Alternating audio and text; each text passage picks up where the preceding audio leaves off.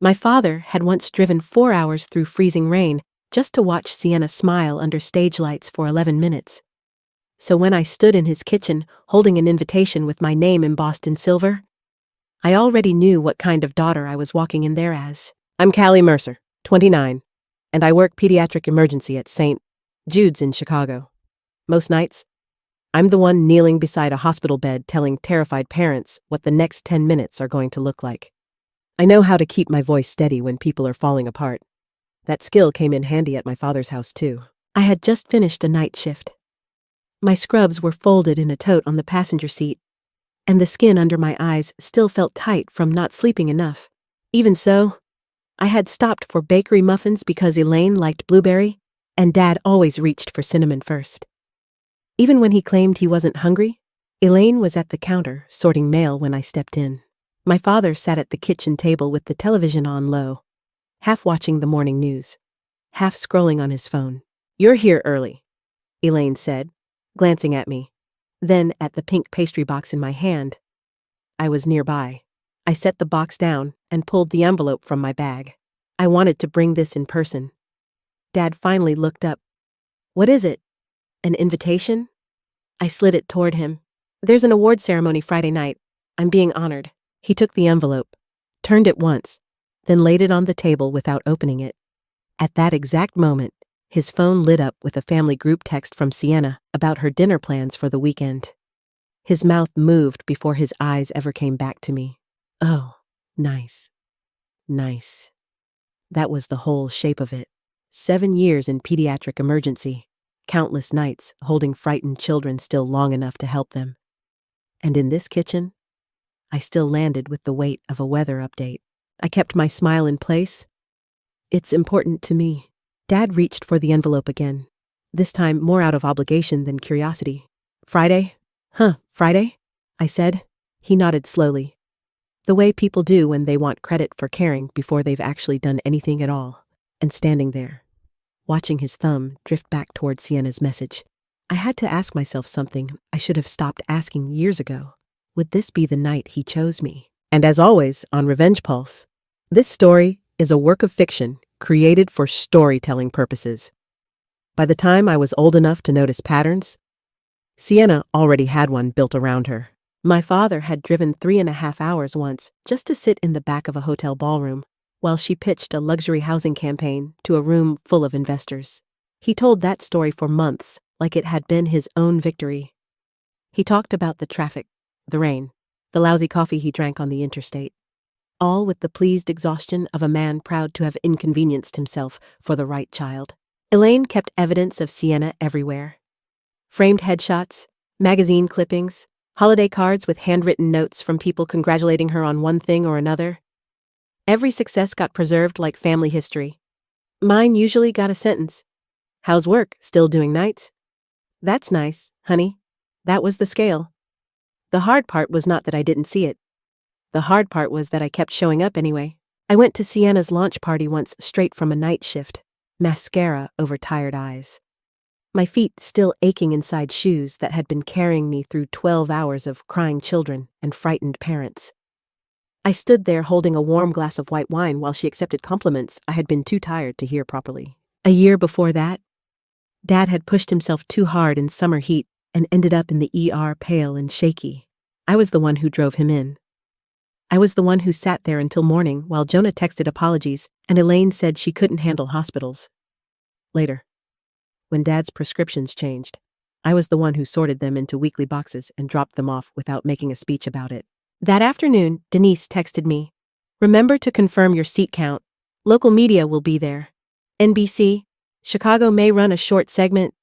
I stared at the screen, then typed back the only part that mattered to me. "I'll confirm. I'm going to try my family one more time." That night, my phone rang. Dad. And when I heard his voice, why did some small, foolish part of me still hope this would be the first time he chose me? I called him back before I could lose my nerve. Dad picked up on the 4th ring. The television murmured in the background. "I wanted to make sure you had the right time." I said, "Friday, 7 o'clock, downtown. I can text the address again." He let out a tired breath. "Callie, I told you. I've had a long week." It matters to me. I'm not saying it doesn't. His voice had that calm, practical tone he used when he wanted to sound reasonable while shutting a door. I don't feel like driving into the city at night. Parking's a mess. Crowds wear me out. Don't make this more complicated than it has to be. I gripped the counter. I'm not making it complicated. I just wanted you there. Silence. Then he said it. If it were Sienna, I'd make the drive. Everything in me went still. I drove over anyway. Elaine opened the door with that polished expression that made cruelty look organized. Dad sat at the kitchen table. My invitation still lay unopened beside a stack of mail. Elaine picked it up at last, slid the card free, and skimmed it. These recognition dinners happen all the time. Sweetheart, Richard needs rest. You know that. Don't make him feel guilty for being human. Then she gathered the invitation with a grocery flyer and 2 utility bills, crossed to the trash, and dropped the whole stack right in front of me. At that exact moment, Sienna came in, all perfume and easy confidence. We're still on for dinner Saturday, right? I looked at the silver edge of my invitation buried under junk mail and nodded once. That's fine. I left before my face could give them anything else. In the car, I turned my phone back on and saw a text from Denise. Local NBC confirmed. They may run the segment tonight. For the first time since the award letter came, I didn't feel proud. I just felt tired. I drove home with both hands locked on the wheel and my face so still it started to ache. By the time I parked outside my building, the hurt had changed shape. At my father's house, it had felt sharp. In my apartment, with the engine off and the silence settling in, it felt heavier than that, older too.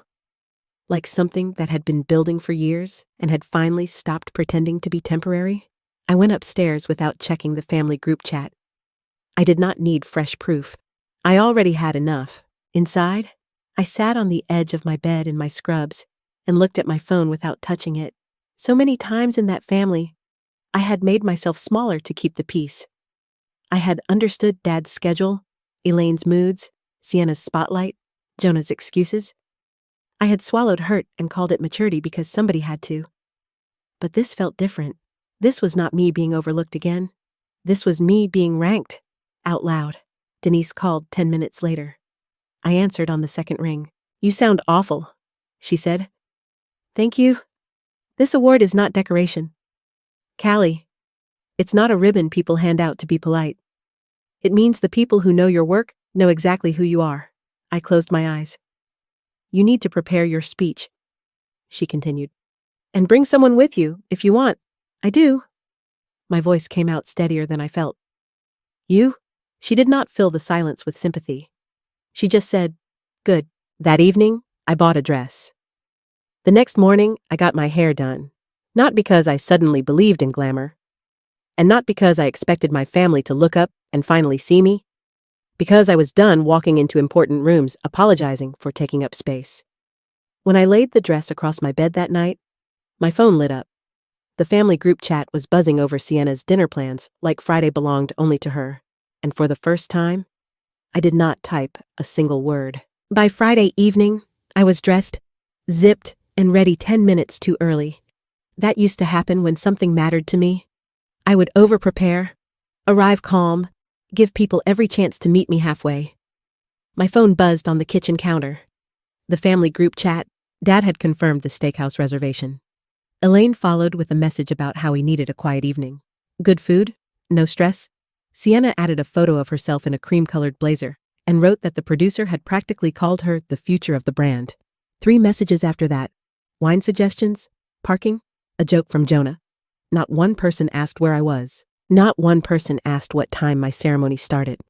Whether I was nervous, whether I wanted a good luck text, whether I had someone with me. That was the part that hurt in a new way. I had already lived through people missing things. Schedules conflicted. Lives got busy. But this was cleaner than that. They were not absent because life got in the way. They were fully present, just not for me. Somewhere in Richard's mind, he had already made himself the reasonable one. Elaine probably believed she was keeping the evening smooth. Sienna, as usual, moved through the world like attention was weather. It simply arrived around her. A horn sounded outside.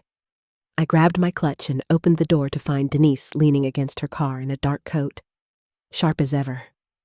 Her eyes moved over me once, not in judgment, in approval. "You look like you belong there," she said. I gave a small laugh. "Do I?" She held my gaze. "Tonight, you don't shrink." Something in me settled at that. I locked my apartment and followed her down the steps. The air was cold enough to wake me fully.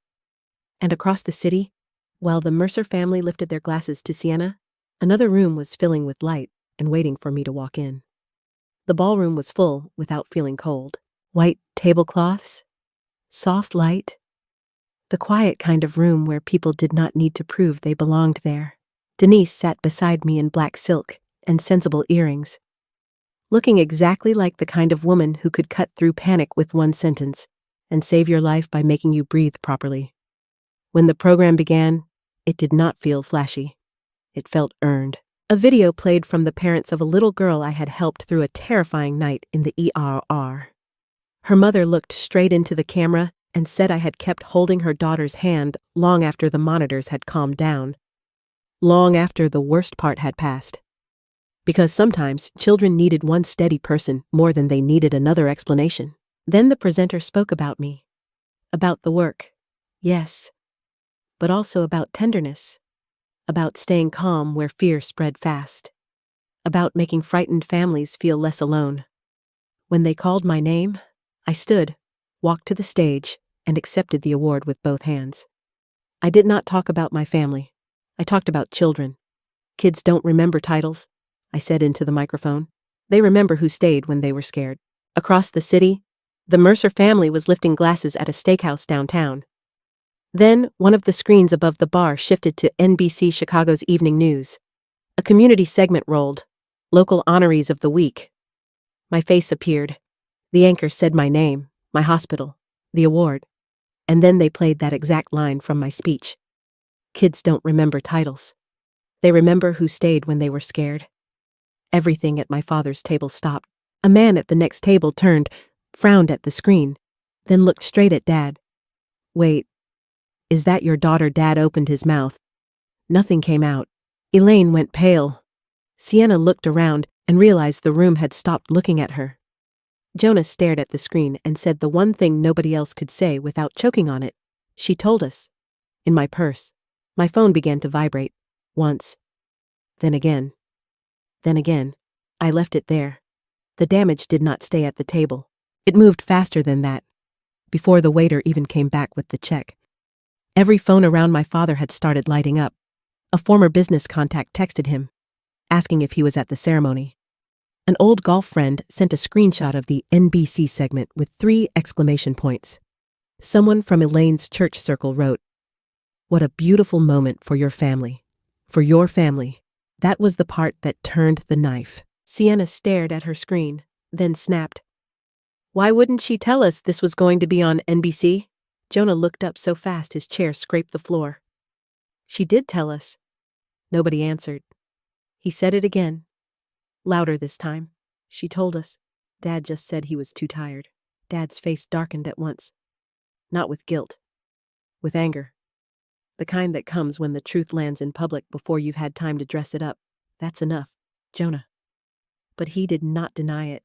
Elaine jumped in with that smooth voice she used when she thought calm could fix anything. "We didn't understand the scale of it. We thought it was a private hospital event. This is obviously a misunderstanding." A woman from the next table gave her a long look. She said award ceremony. What part was unclear? That ended whatever cover Elaine thought she still had. Back at the gala, I was eating warm salmon and laughing softly at one of Denise's dry little jokes when I finally checked my phone. Missed calls from Dad, Elaine, Sienna. More texts than I bothered to count. I powered the phone down and slipped it back into my bag. Not to punish them. Just because, for once, I did not want their panic touching a moment that belonged to me. The next morning, when I opened my apartment door, my father was standing there looking like a man who had just learned that too tired was never going to be the only thing this cost him. My father did not come alone. Elaine stood half a step behind him in the hallway. dressed too neatly for a Saturday morning apology, like she still believed presentation could soften what had already happened. "Can we come in?" Dad asked. I let them. They sat on my couch.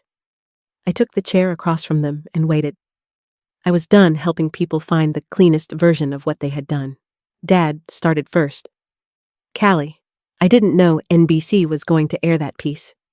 If I had understood it was that public, that significant, I would have handled it differently." Elaine finished for him. "That's all this is, a painful misunderstanding. Things looked worse from the outside than they really were." I said nothing. Dad kept going. He was sorry. He was proud. He had been tired. Elaine talked about context, timing, how quickly things had spiraled once the restaurant saw the screen. I let them empty the whole bag. Then I asked the only thing that mattered. If there had been no cameras, would you have come silence? My father looked at the floor. Elaine folded her hands tighter in her lap. Neither of them even tried to lie. "I told you it mattered," I said. "You didn't need better details. You didn't need NBC. You just needed to care enough to try to understand why it mattered to me." Dad swallowed. I really was tired. I nodded once. "You weren't too tired to love me? You were too comfortable not to try." That landed harder than anything louder could have. I did not tell them to get out. I did not cry. I did not raise my voice. "I'm not doing this the old way anymore," I said. "I'm not going to be the one who always calls first, comes first, understands first. If you want a place in my life, then show up before the spotlight." Dad stood when I stood. He looked older walking to the door than he had when he came in. And when he left, he wore the face of a man who had finally understood that sorry was never going to reopen the old door by itself. In the weeks that followed, the shape of the family changed, even when nobody named it out loud. My father lost something first. Not me entirely. Not yet. But he lost the old luxury of assuming I would always be there the moment he reached for me. No matter how late he reached, his texts started coming every few days, short at first. "Thinking of you. Hope your shift went okay. Proud of you." I did not answer right away. Sometimes I did not answer at all. Elaine lost something too. She never said another cold little sentence about those recognition dinners. She never acted as if my life could be sorted, stacked, and cleared away with the mail. For the first time, she had to speak to me like someone whose place could no longer be managed for convenience. Sienna hated the silence most. It was new to her. She had lived a long time under easy light. Now, even when people praised her, there was another story in the room, a better one. She was not ruined, just no longer automatic. Jonah changed the cleanest. He called once to apologize without excuses, and when I did not make it easy for him, he stayed in the discomfort and finished anyway. But the strangest change was my father. He began showing up outside the hospital after my overnight shifts. Not every day, not enough to feel performative, just enough to be undeniable. He would sit in the lobby with 2 coffees, one growing cold beside him, and never ask for more than a few minutes. One freezing morning, I stepped out at sunrise and found him there again, shoulders bent, second cup untouched. And looking at him through the glass, I knew this time he had not come because anybody was watching. I kept going to work. That was the simplest part of all of it. Children still came into the ER scared and hurting. Parents still looked at me with that same desperate hope people get when they need one calm face in a room moving too fast. The award changed some things. More people knew my name. A hospital program asked me to help support parents during pediatric emergency admissions. I said yes, not because I wanted more attention, but because I knew exactly what fear sounded like when it had nowhere to go. Denise stayed where she had always been. Not loud, not temporary, just there. My father kept showing up too. No speeches, no dramatic apologies in parking lots, no tears arranged to make forgiveness feel urgent. Just quiet mornings outside the hospital, coffee in his hands, waiting to see whether I would sit down or keep walking. Some mornings I kept walking. One morning, I didn't. We sat on a bench across from the entrance while the city shook itself awake. The coffee was too hot, The air was cold. He told me he was learning that being sorry and being present were not the same thing. I told him I was learning that loving your family did not mean handing them the right to measure your worth. That was the truth I kept. Some people are windows. They let light in before anyone notices the room. Others are mirrors. They only turn toward you once the room is already bright. It takes time to learn the difference. It takes more to stop begging mirrors to become windows. So if this chapter stayed with you, tell me in the comments, would you open that door again? Or would you leave it where it finally closed? From now on, anyone who wants a place in my life has to arrive before the spotlight. If not, they do not get one at all.